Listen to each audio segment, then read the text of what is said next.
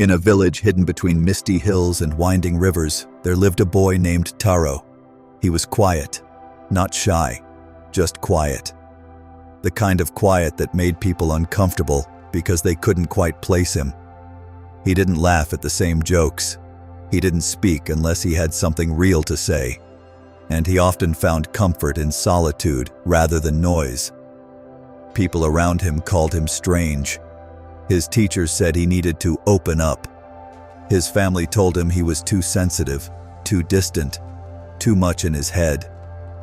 So, over time, Taro began to believe something was wrong with him. He tried to smile more, tried to laugh when he didn't feel it, tried to be normal, whatever that meant. But inside, something started to break. Not loudly, quietly. It wasn't depression. It wasn't rage. It was something harder to explain. The slow erosion of self beneath years of pretending.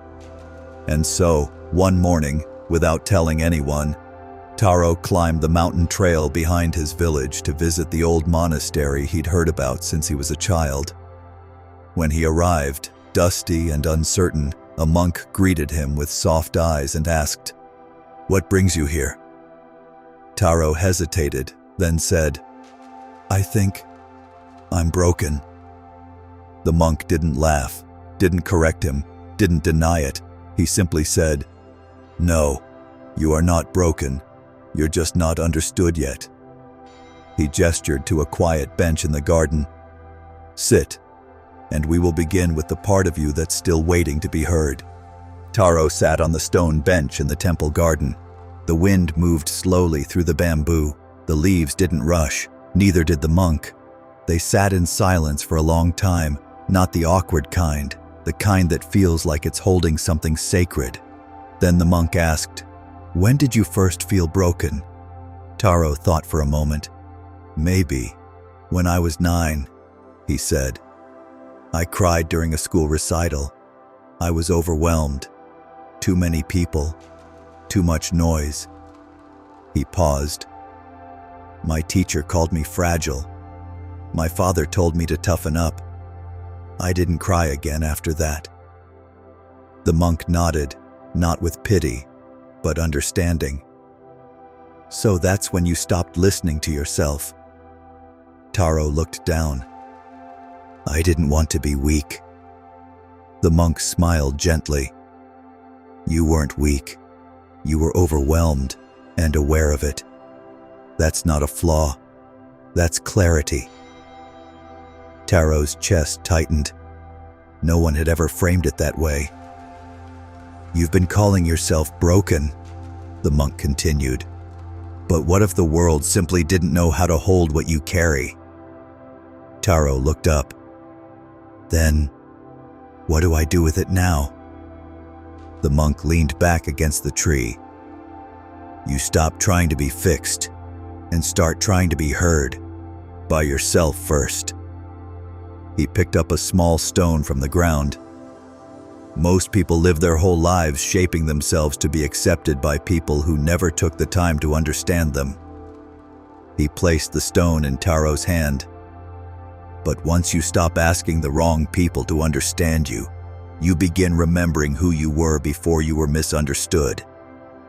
Taro held the stone tighter, not because he was afraid, but because something in him was waking up, something that had been waiting for years. The next day, the monk handed Taro a small brush and bowl of water. "Walk through the garden," he said. "Wherever you see dust, clean, but don't rush." Taro did as told. It seemed simple at first, brushing stone lanterns, washing mossy wood. But as the minutes turned to hours, he found his thoughts wandering. Not away, but inward. He remembered things he hadn't touched in years. The time his friends laughed at how serious he was. The day his uncle told him, "You think too much for your own good." The look on his mother's face when he asked too many questions, too deeply, too young. He had buried those moments, not because they didn't hurt, but because no one else seemed to take them seriously. And eventually, neither did he. The monk joined him later, sitting beneath the shade. "You're not quiet because you have nothing to say," the monk said. "You're quiet because no one taught you that your voice was safe." Taro looked up, hands wet, brush still in hand. "I've spent years trying to be less," he admitted. "Less intense, less emotional, less me." The monk didn't flinch. "And has it worked?" he asked. Taro's silence answered for him. The monk leaned forward. "Being misunderstood for being deep is not a reason to become shallow."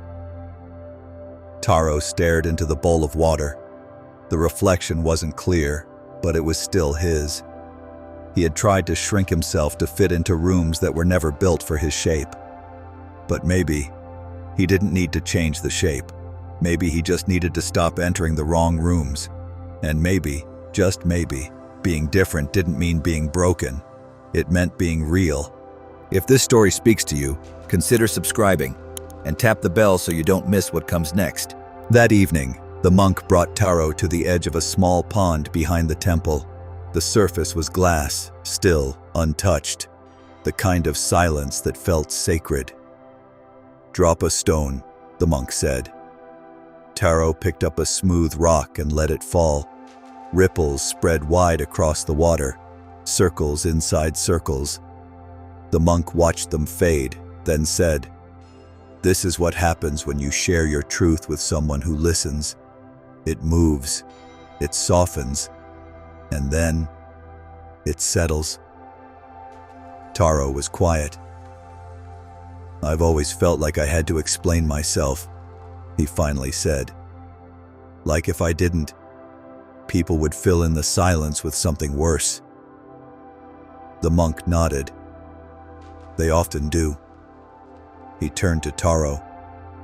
"But your worth doesn't live in their understanding. It lives in your permission.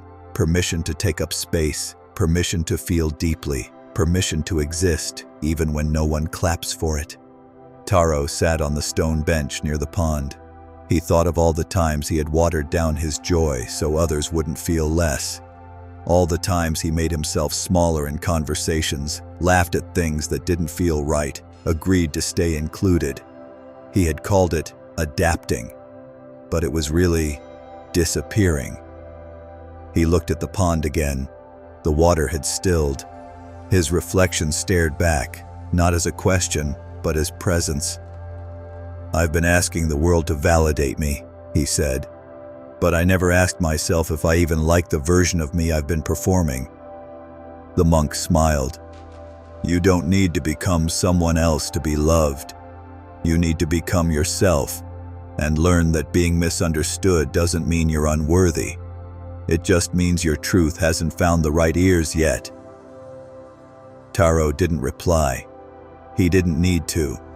For the first time, he wasn't trying to be heard. He was listening to the only voice that had waited patiently through all the noise, his own. If this story speaks to you, consider subscribing and tap the bell so you don't miss what comes next. When Taro returned to the village, the sky was overcast. The same crooked rooftops, the same narrow streets, the same people who had always known his name, but never really known him. Nothing had changed, except him. He walked past the tea shop where he used to nod and smile even when the conversations drained him. He passed the neighbor who once said, "You're too serious, lighten up," like it was a diagnosis. This time, he didn't shrink. He didn't offer more than he felt. He didn't perform. He simply walked, with quiet clarity. Later that day, a relative stopped him in the market. "You've been gone," she said, half curious, half critical. "What were you doing up there with those monks? You always were the odd one." Taro smiled, not politely, genuinely. "I was learning to stop calling myself broken just because I don't fit your version of whole." The woman blinked, not offended, just confused. And that was enough. Taro didn't feel the need to explain further. He wasn't here to be understood by everyone. He was here to be real with himself.